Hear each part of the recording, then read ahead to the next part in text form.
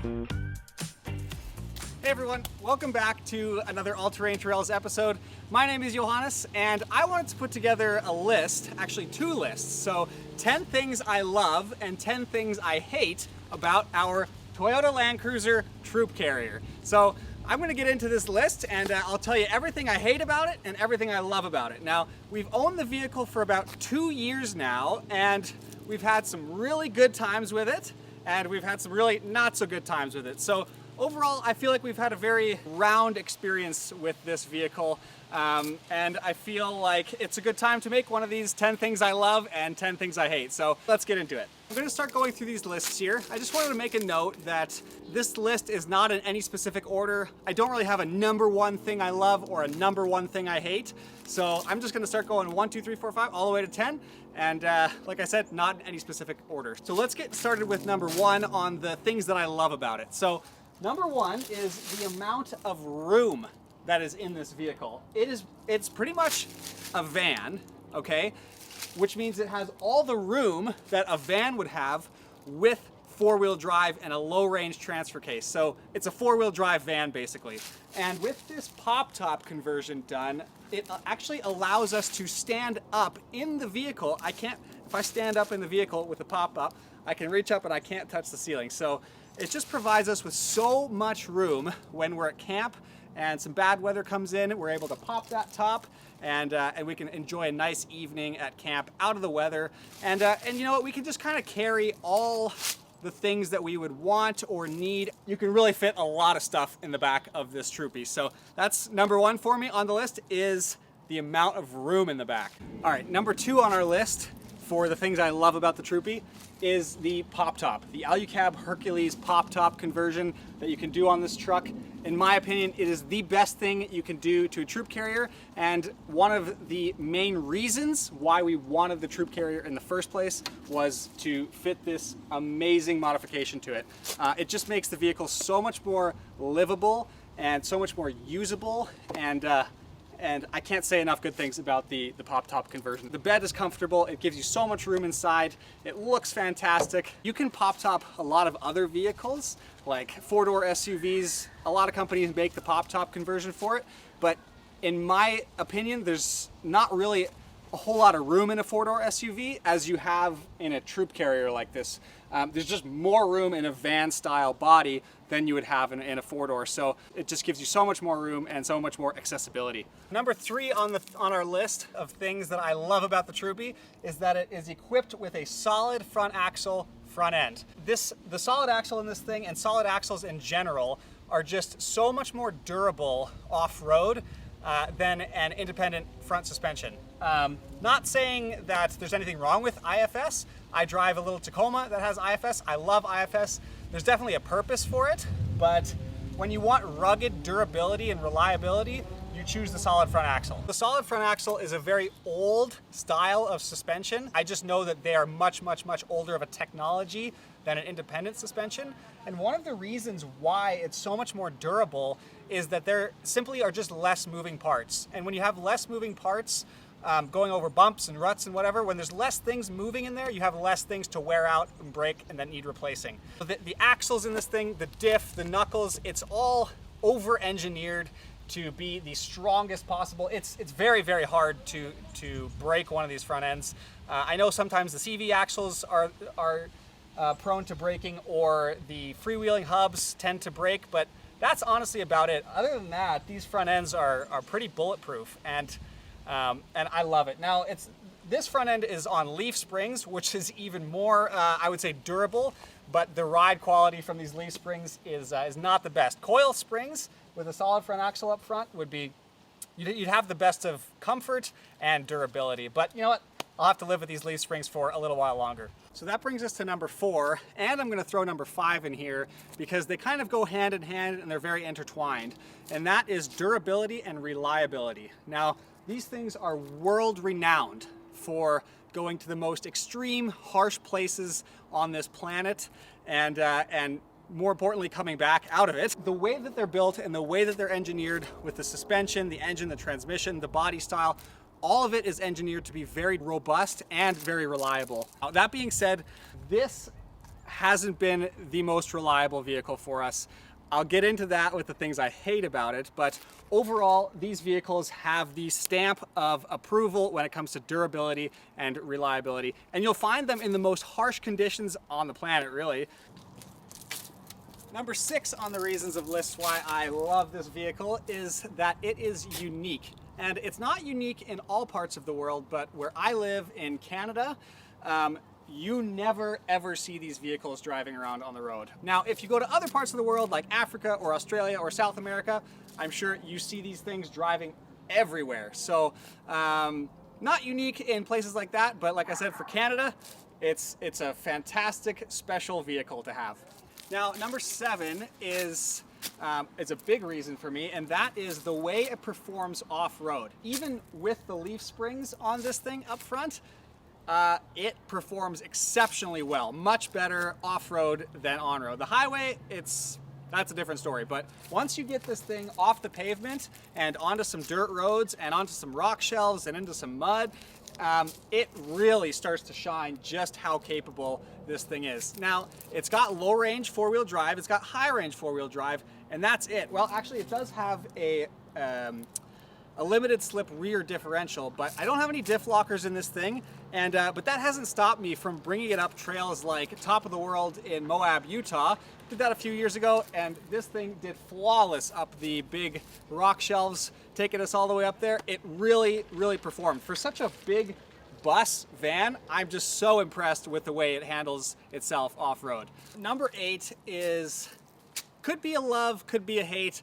I love it most of the time, I'm gonna say that. So number 8 is how basic this vehicle is and how analog everything is. It has no fluff, no extras, it's bare bones basic, and I love that personally. Now, that doesn't come with a lot of extra comfort, and I'm gonna tell you, it's not a very comfortable vehicle to drive, but what it lacks in comfortability, it makes up for in reliability and simplicity. So what I mean by that is nothing does anything for you. It's all driver operated. It's a manual transmission. It's a manual 4-wheel drive select. They're manual locking hubs. So I'm talking about how basic this thing is and how analog it is. I'll take my gauge cluster here for an example. I have a tachometer and a speedometer. Other than that, I have a fuel gauge, engine temperature gauge, an oil pressure gauge, and a battery voltage gauge. So those things are the only real things I have to monitor. Everything is analog. Nothing is digital. The speedometer actually has a mechanism that rolls over and clicks every time I go another kilometer. You know, everything is illuminated with a light bulb. I have it's a manual transmission. All of my HVAC they're all big chunky knobs and levers. No touch screens or anything like that. I mean, obviously you can gather that by this vehicle. It's not going to have any of that. But what it does have is all of this stuff is very mechanical and very reliable, right? Like the thing controlling my fan and where the air is blowing in the vehicle, the whole HVAC system, like I said, is controlled with cables. So when I move one of these levers, it pulls on a cable that actually pulls open a flap on my blower motor to direct the air wire where I want to go. So everything is very, very basic like that. In the cab here, you don't have a whole lot of luxuries. You have a couple of these fans or these vents that you can position, which is nice. I have a cigarette lighter. I have a clock here, a clock on the dash, and let's see, what else do I have? That's about it. I have a knob here where if I crank the knob to the right, it will turn my idle up and down. So when I cold start the vehicle in the morning, I'll turn that idle knob up, and it'll bring my idle up, and it'll hold it at whatever I want to hold it to. This vehicle is equipped with a secondary gas tank. So I have up on the dash here, I have another gauge where I can engage and disengage the sub-fuel tank. It's just controlled by a little button here. There's not much to it. It doesn't have things like cruise control. The most luxury I have in this thing is AC, but the AC isn't great, to be honest. It could probably use a refresh. What also comes with the simplicity of this vehicle is how easy it is to fix, okay? I have fixed this thing on the side of the road numerous times, I'm not gonna lie, but I was able to fix it myself and I didn't need to bring it into a shop. I have brought it to a shop before for some things, but most things are very easy to fix on your own. The point is that I am not a mechanic, and with a little bit of mechanical knowledge, you can fix most things on this vehicle without needing a professional. There's always a few things on cars that I would recommend taking to a shop, but for the most part, this thing is meant to be fixed by people that don't necessarily have a large mechanical knowledge. You can really just look at the piece that you're trying to fix, and it's pretty self-explanatory what is broken, what's wrong, and how you can fix it. So what I carry to fix this thing is just a basic tool roll with screwdrivers and a socket set, and that's pretty much all you need to get this thing back on the road. So that's number 8. I just love how simple everything is on it. Number 9 is the engine and transmission combo. So this Land Cruiser is equipped with the 1HZ inline 6 diesel engine. It is an old tractor engine, and it's paired with the H55 5-speed manual transmission. Now, when you put those two together, you get a whole host of reliability, but not so much power. I would say it's quite underpowered for how big the engine is. It's a 4.2 liter engine, so it's not a small engine by means. I would expect it to have a little bit more power than it does, but what it lacks in power, it makes up for tenfold in reliability. These engines are known to go well over 500,000 kilometers. Even some in Australia I've seen creep up to 1 million. With some basic maintenance, these engines will just keep going. They won't stop. So it's one of the things that I love about this Land Cruiser, that it has this old 1HZ diesel engine in it. That brings us to number 10, and it's a pretty basic one, I'm not gonna lie, and that is just the way it looks. I love the way this truck looks. It's got the square, boxy lines to it. It's just a classic old Land Cruiser, and I have always loved the way these things look. The troop carriers in particular have always been my favorite. There's just something about the flat fenders and the squared off lines and the way it sits. I just love the way it looks, and I always have. I'm gonna sneak a bonus one in here, number 11, on the things that I love about this truck. This is an important one to me, and it doesn't just go for this four-wheel drive or this Land Cruiser or this troop carrier. It goes for all four-wheel drives in general, and that is the community that this vehicle attaches me to. And I love the four-wheel drive community. I love the people in it, and I love that having a vehicle like this that I love to take out into the wilderness and go wheeling and camping, I love that that connects me to a network of like-minded people that also love to do things like that too. So that's my bonus number 11. I love the four-wheel drive community, and I'm so happy that I get to be a part of it. This brings us to my list of things that I hate about this truck. And I use that word strongly in this case because although it's a cool truck and I love it a lot, there are several things that I really, really don't like about it, and I'd like to share them with you. That brings us to number 1, and that is that this thing is old and it's worn out. When I bought this thing, it was pretty clapped out. I've put so many thousands of dollars, I can't even tell you guys.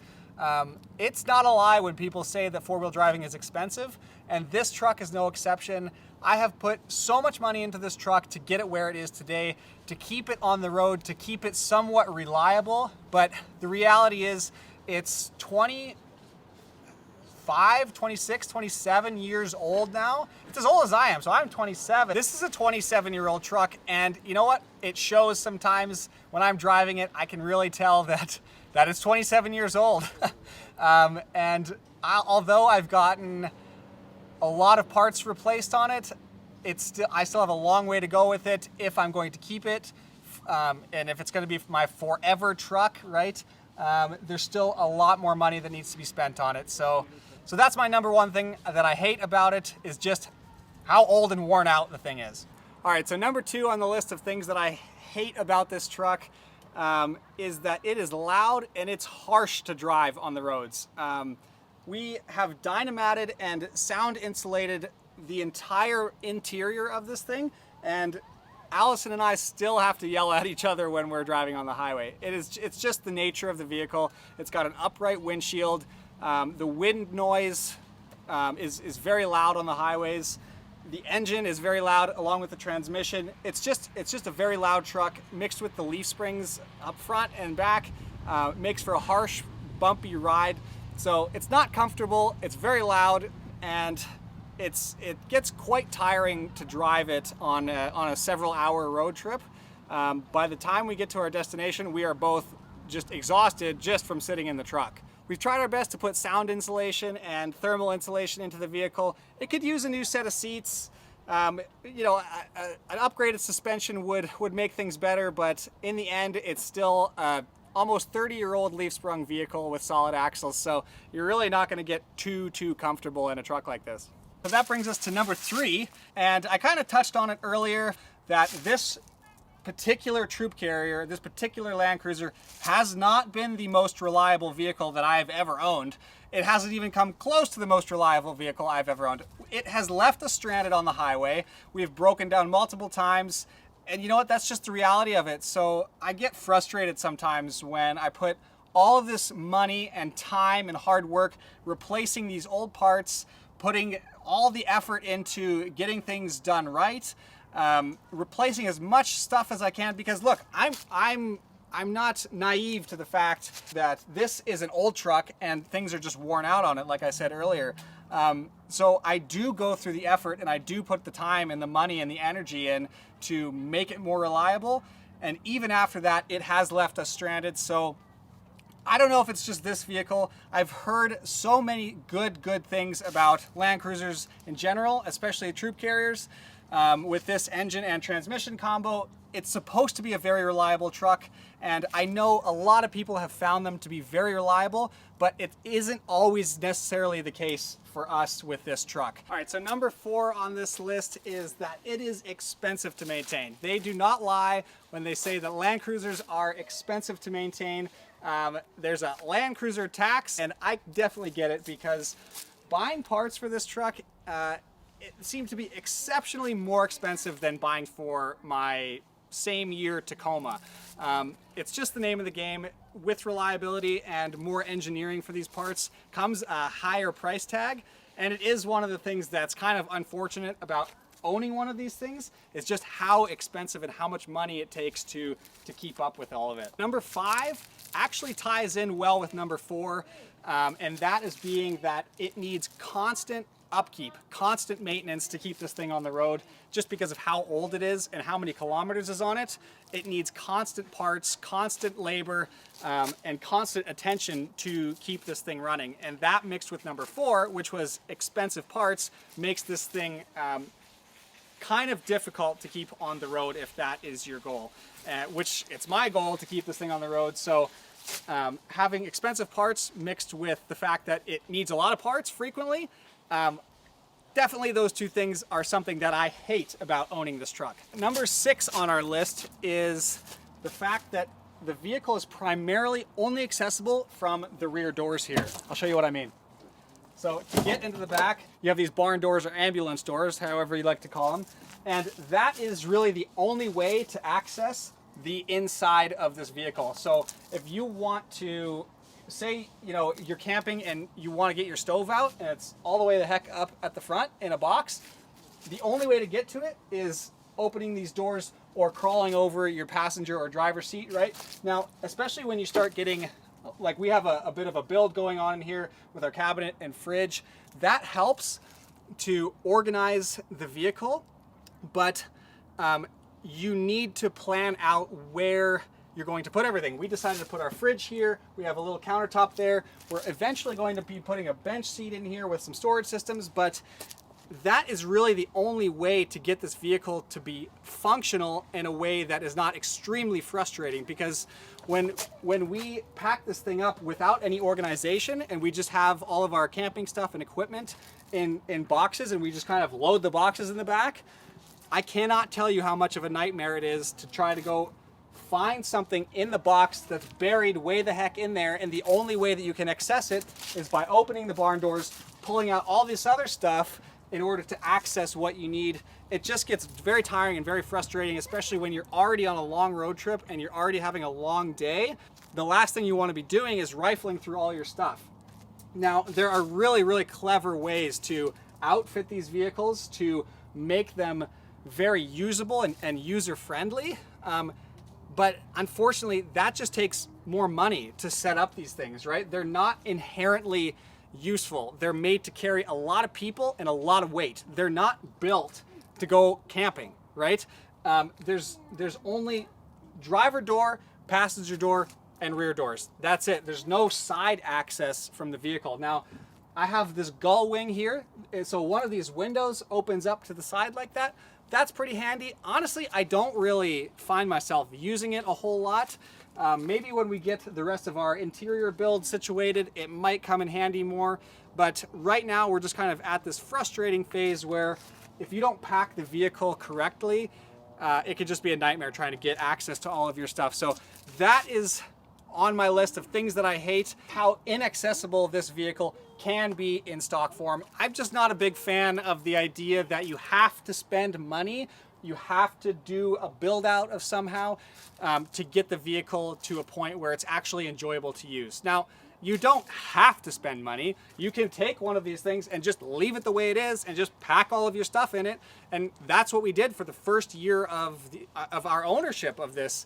And I can tell you from experience that it's okay to start, but if you're gonna do it for a long period of time, you definitely wanna set the back of this thing up in a way where everything is accessible. And unfortunately with that just comes extra cost. So it's a big thing, and it's a big reason why I don't like this truck. Okay, so number 7 on our list is how this can be a difficult vehicle to own in North America because of parts availability. If I need a certain part for this, I can't just go down to my local auto store and ask for something across the counter or go into the store and look for a specific part. It doesn't exist. If I need any parts for this thing, I have to order it online, and it will take several days to get here. So there is really no sort of, I need something now, I'm in a rush, let's get it going now, because as soon as you need a part, you have to wait for it. And that's just the reality of owning a unique vehicle that is not supported in this market, is you're gonna have to wait for parts. So that kind of can be discouraging when we want to take it on a long trip. Say we live in Alberta, we live in Calgary, and I'd like to go to the West Coast, or I'd like to go up to Alaska. That would be great, but what happens when this thing breaks down and I need parts, right? So the best you can do is carry all the spares that you think you would need, maybe plus a few more, but really it is a risk taking this thing to remote places on your own without any help, because like I said, if something breaks and you don't have your part, you're gonna be stuck for a couple days. So that is one of the things that I really don't like about owning this vehicle. Number 8 on our list here is the fact that not every gas station where I live in Calgary, Canada, has diesel available at it. Now, I've noticed when you're in the States that almost all the gas stations do carry diesel, which is great. But here in Calgary, in my home city,